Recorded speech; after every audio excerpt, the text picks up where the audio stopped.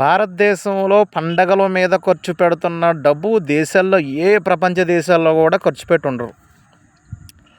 మనకి సంవత్సరం పొడుగుని ఏదో పండగ వస్తూనే ఉంటుంది. డబ్బుని విచక్షణారహితంగా ఇది మనం పెద్ద కోటీశ్వరులన్నట్టు అలా ఖర్చు పెడుతూనే ఉంటాం.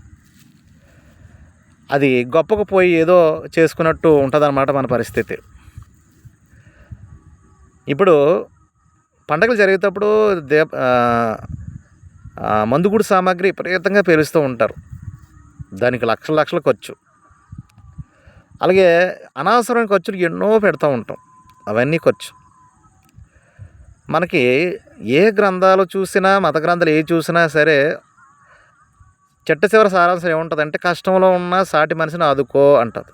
అది చేస్తే చాలు. మనం నీ దగ్గర దేవుడికి పెట్టే ప్రసాదం ఏదో తిండి లేని రోడ్డు మీద ఉన్న బికారిగా తిరుగుతూ, ఇల్లు లేకుండా, ఎటువంటి కుటుంబం లేకుండా ఉన్న రోడ్ల మీద తిండి లేకుండా తిరుగుతున్న ఎంతోమంది ఉన్నారు. వాళ్ళకి దేవుడికి పెట్టే నైవేద్యం ఏదో వీళ్ళకి పెడితే, అది ఎవరైనా సరే, చర్చిలో పాస్టర్లకి ఇచ్చే ఆ నైవేద్యాలు కానీ, గుడుల్లో హిందూ దేవాలయం ఇచ్చే నైవేద్యాలు కానీ, లేదా మసీదులో ఇచ్చే నైవేద్యాలు, ఎక్కడైనా సరే దేవుడికి పెట్టే ఆ నైవేద్యం పేరుతో చేస్తున్న ఆ ఖర్చు, ఆకలితో ఉన్న, రోడ్డు మీద ఉన్న ఆకలితో ఎంతోమంది జనాలు ఉన్నారు.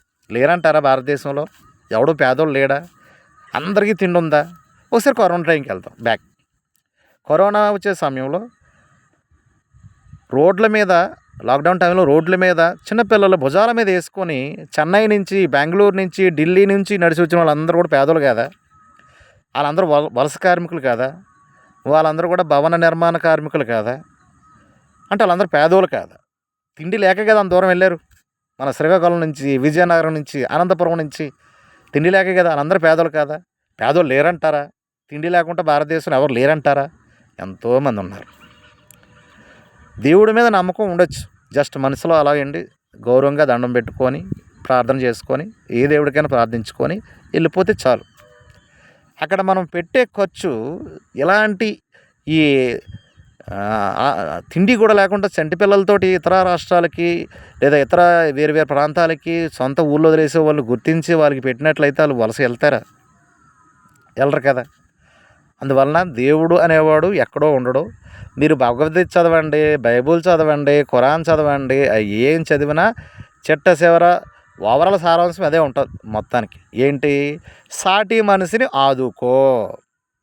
కష్టం ఉన్న మనిషిని ఆదుకుంటే నన్ను నువ్వు కీర్తించినట్లు లెక్క అని ప్రతి గ్రంథం అదే చెప్తూ ఉంటుంది. బిట్టి చెప్పకపోయినా ఓవరాల్ సారాంశంగా అదే ఉంటుంది. అందువల్ల ముందు ఆ పని చేద్దాం, తర్వాత ఖర్చు చేద్దాం.